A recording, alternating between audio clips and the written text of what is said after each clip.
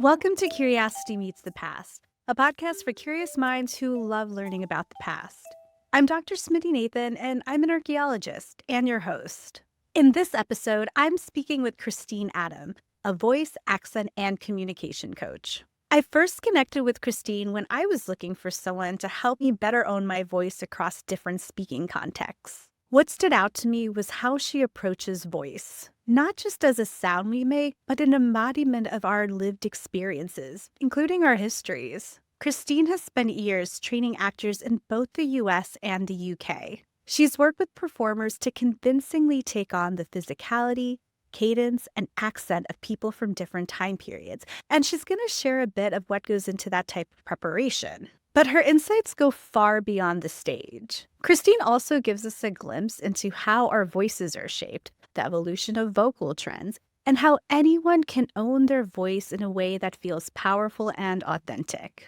Speaking of authenticity, she starts by giving us an overview of what goes into preparing for a historically specific role that would feel true to its time. Previous to living in DC, which is where I am now, I spent 8 years living in the UK. And I worked at a drama school there called Arts Ed, where I was their voice and speech and accent coach for their degrees in acting and their degrees in musical theater. And they always had projects around how to authentically own, essentially, classic American plays and classic American playwrights. So we were doing works like by Arthur Miller, Tennessee Williams, Eugene O'Neill, things like that. We're looking at early 20th century playwrights. So the first investigation is, how did people in that time hold themselves? Because it's often different than how we hold ourselves now. So it kind of starts with that, of what is the body language, which is not just going to be different because of time, but also because of geographic context and culture and social attitudes. And from there, we kind of look at, okay, if I'm holding my body in that way, what kind of sound does that produce? Because the voice is an instrument, or I should say the body is an instrument that produces voice.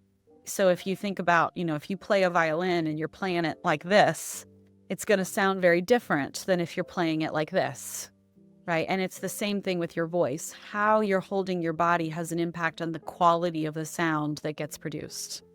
Right. So we'd start with body, and then we'd look at things like social attitudes, class, race. So there's all sorts of features that kind of go into the sound of a voice, including speech and language, right? What kind of vocabulary is being used, and how can that be owned authentically? And the final piece to that is also accent, right? Accents change over time. So what was the accent of that particular time period, and what kind of adjustments do we need to make? Got it. Thank you so much for that. You touched on this already a little bit, but could you go into a bit more detail about how you conceptually think about a voice? Voice is, a lot of people think of voice as like, it's right here. And this is your voice box, as we call it growing up. And that's true. Your voice box is here, and your voice box is essentially a larynx, is what it's called. That's the thing that holds it. And there are two tiny flaps in there that are your vocal folds or your vocal cords. And they do produce the initial sound waves of your voice. But your voice is actually created from your whole body. It's produced through your breath, which is the power source of your voice. In terms of the anatomy of how it works, breath is what creates the power source. And as that breath moves up through your body, it vibrates those folds.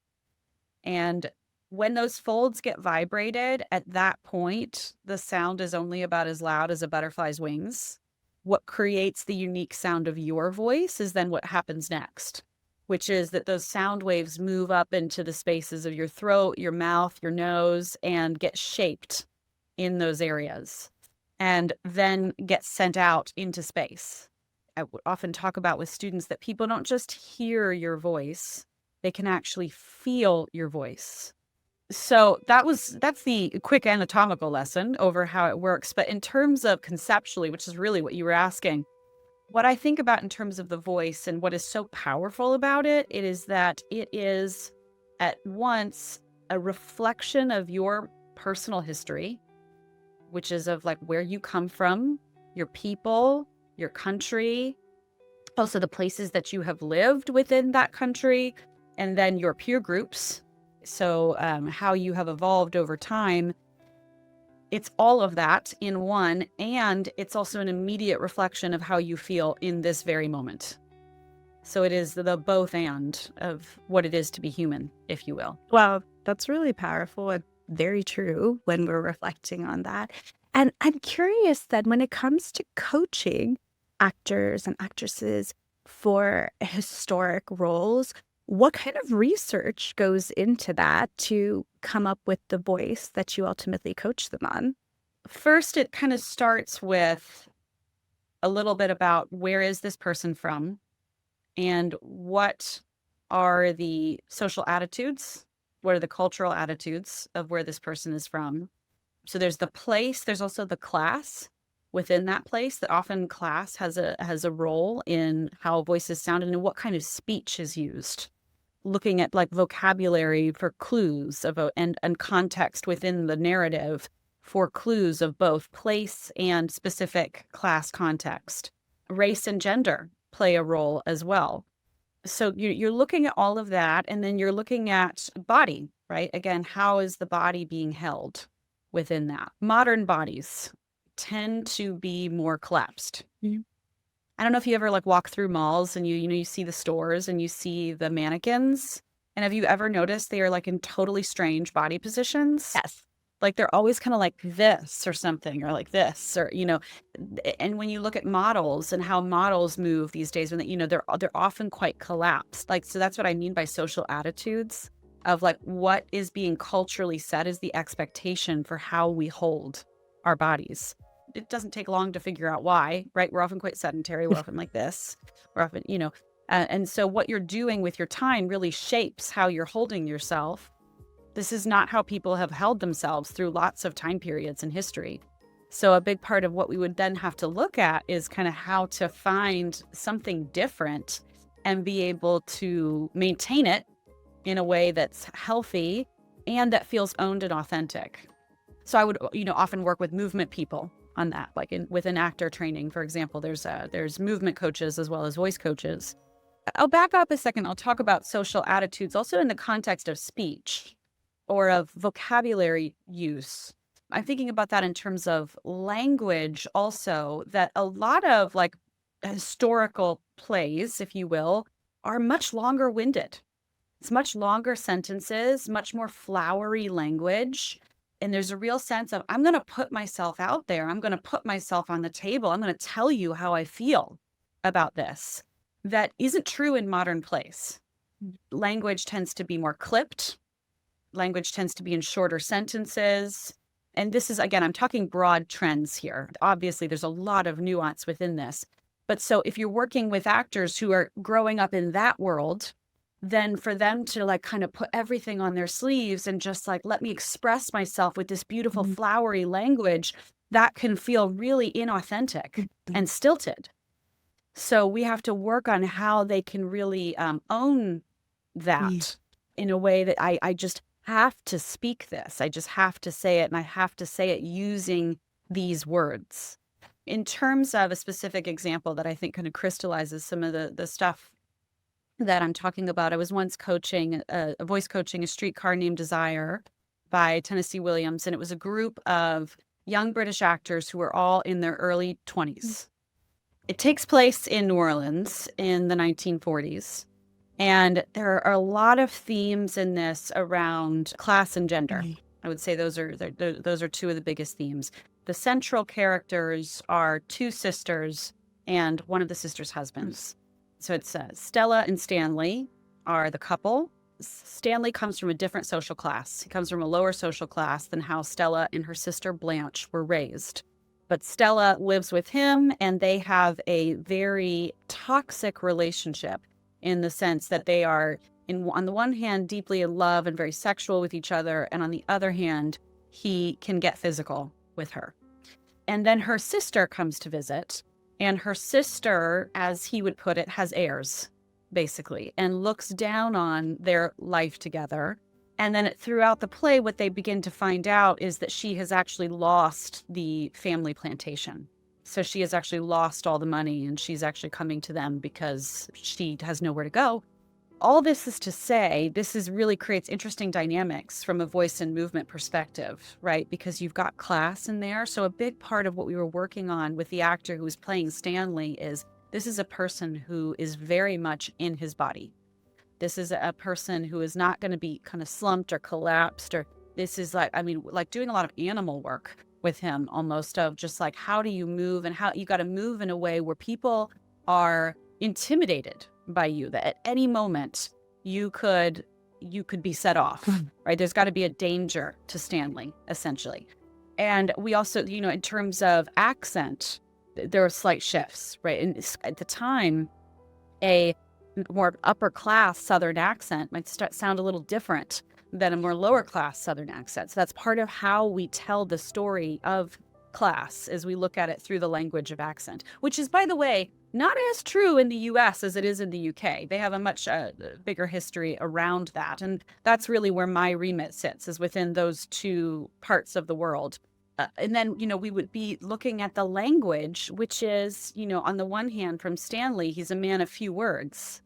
And on the other hand, we've got Stella or Blanche, who Blanche is an English teacher. So, and by that, I mean English literature teacher in high school. So she is just having this real flowery, if you will, language that can get really stilted really quickly. Blanche is often played badly. British bodies move very differently than Southern bodies, right? Climate is very different there. It's not as hot, right? So that's something you'd have to consider too, is that in New Orleans, it's the summertime, everybody is hot. So you're going to be moving differently. That's going to be affecting your voice, because how you power the voice is going to be a little bit different. And at the same time, you've got to stay intentional. So that's the difference between life and stage, right? If I'm just really hot in life, I can just let everything collapse. I can't do that on stage. I have to tell you the story that everything is hot, but I've still got to send my sound with intention. So that's the type of things of how we would work, is we look at, let's do body. Okay, now let's look at accent, right? And how the accent is going to change the way that your mouth is moving, which is what accents do. It's just different movements within speech muscles. And then let's own this language. Like, how are we going to own this language? And then the final thing I'll say about voice tone, right, which is kind of the one thing we haven't spoken about, is that all of these pieces then produce the tone of your voice, which in a historical piece tends to be clear, as in there's no kind of vocal fry to it like this. Like that's a very modern vocal trend. If, an actor were working that way, we would have to work on how are we going to work on your breathing in a way that helps that tone be clear. You gave me a lot to think about in terms of what makes a voice feel historical. And you cover the elements really well. And I'm just curious, what aspect of what you just talked about might be the most difficult or challenging for an actor or actress? Or is that something that's a bit individual? I think it's individual. I think it depends on training level and skill set. A lot of actors find accents very challenging. So that can definitely be a real roadblock for a lot of actors. And often in productions, you have very limited time to work on an accent. So that can be something that can be challenging. But I think owning the language can be just as challenging. And if you are a well-trained actor, then hopefully the breathing part comes easily.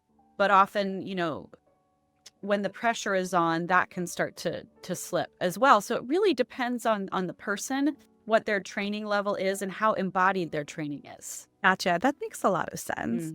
So to shift a little bit, I've been thinking about the media. There feels like there's, a media voice. So when you tune into the news or even on YouTube, people speak in a way that they might not speak in day-to-day life. And I was wondering the history kind of behind that. And has it always been like this? It has. It has always been like this. Yes. So the radio was created in the 1930s. And when it was created, radio announcers had several hats they had to wear because they basically did everything. they did the announcements, like the news announcements. They did the ads, so they would just read the ads. There wouldn't, like today, it's like you've got separate ads, right? But they were the person who had to sell the product, and they also had to be the person who knew about the music. If this was like a radio station with music, they had to be the person who would introduce the music. And so the idea was that that person should have some showmanship. And it was actually quite intentional that announcers should sound like somebody that you would only hear on the radio. So this kind of sound was cultivated that was very much around like I'm a kind of showman and a master of being able to wear different hats that has stuck with that industry. And yet at the same time, now you wouldn't coach somebody to sound like that, right? So it's definitely evolved over time. And there has been a big push, I feel like, especially in the last 20 years, especially since the advent of podcasting, in addition to broadcasting. There's been a real advent around like, let's try to sound as authentic as possible.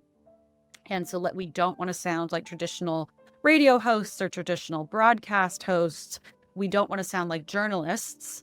We want to sound like people who have some information and who are kind of friendly and trustworthy at the same time. And how do we find that balance? And some of that has even filled back into some mainstream news media outlets. I'm thinking like NPR, right, which gets a lot of both praise and criticism for how some of their journalists tend to sound. I think something that's important to understand about anybody who wants to be in a medium like this is that there does have to be some kind of art form and skillfulness to it, because it's just not the same thing as sitting and talking to a friend.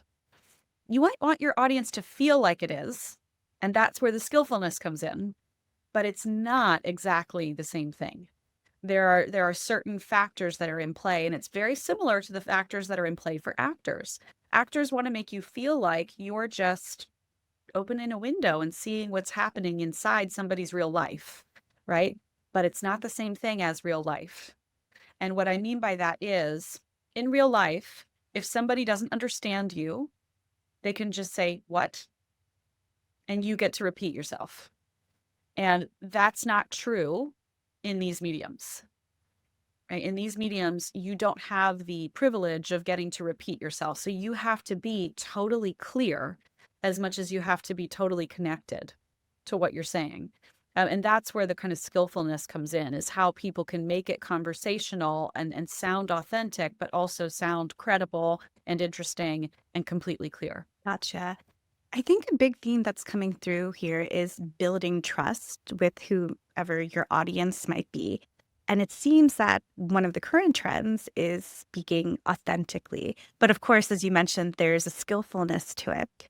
So I'm kind of curious, what are some current trends in terms of building authenticity with your voice, and how might that compare or contrast to how people built trust in the past? Yeah. Oh my gosh, this is like getting me excited to talk about this. This is such a great question, because this word authenticity is thrown around a lot. And I don't want to be the negative Nancy in the room, but I'll just play the devil's advocate that I think a lot of times people use that word and it kind of becomes another mask.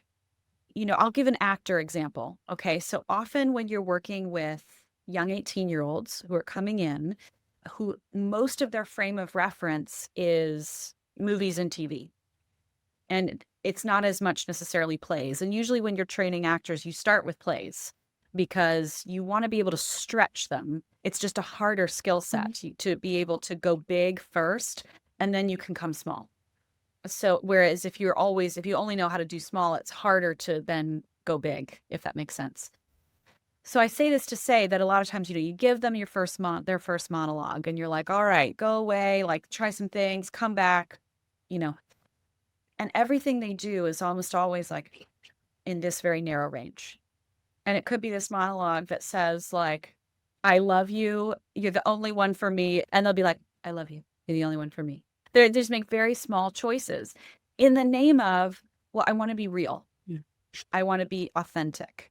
And I totally get where it's coming from, by the way. I want to give these actors just some real credit that, they're responding to earlier traditions where, things could be kind of soap opera-y and over the top. So I get where they're coming from, but I think sometimes this word real and authentic can be synonymous with, I'm not going to try.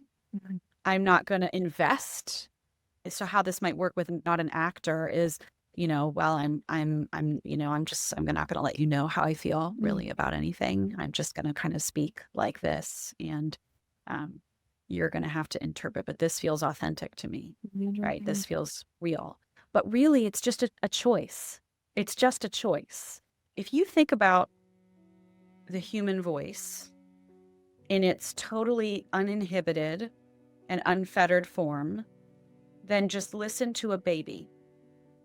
That's what the human voice is. That is the power that it's capable of, right? That the human voice is capable to stretch around 3 octaves, 2 to 3 octaves. It is able to scream and cry and groan and lament and laugh and exclaim with joy.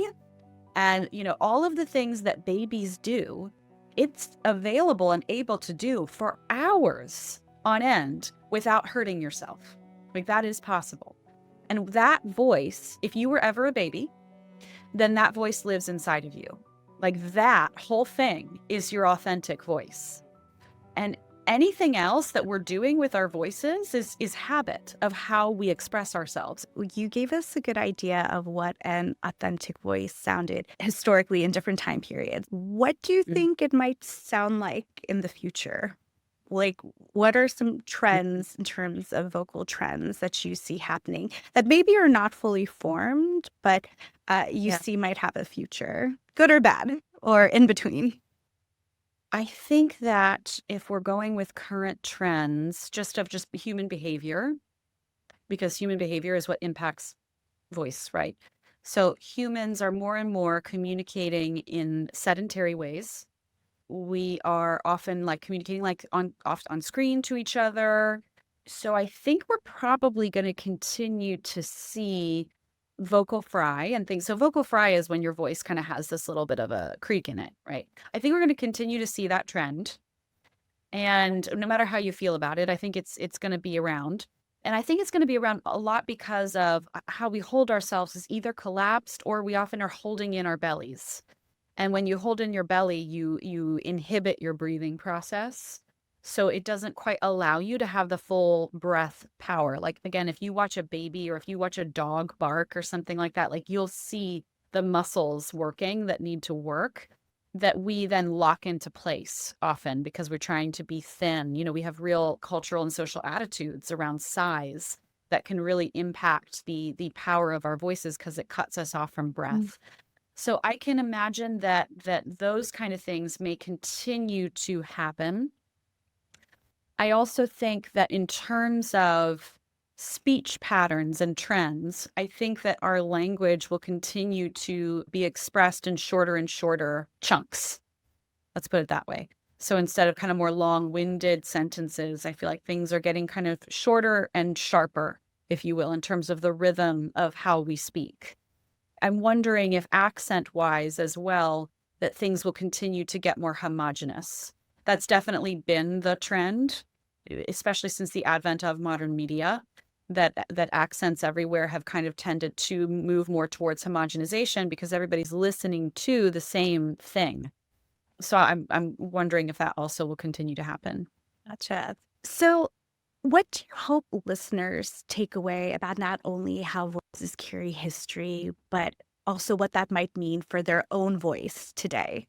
I want people to know that every single human who lives has the capacity for an incredibly powerful voice.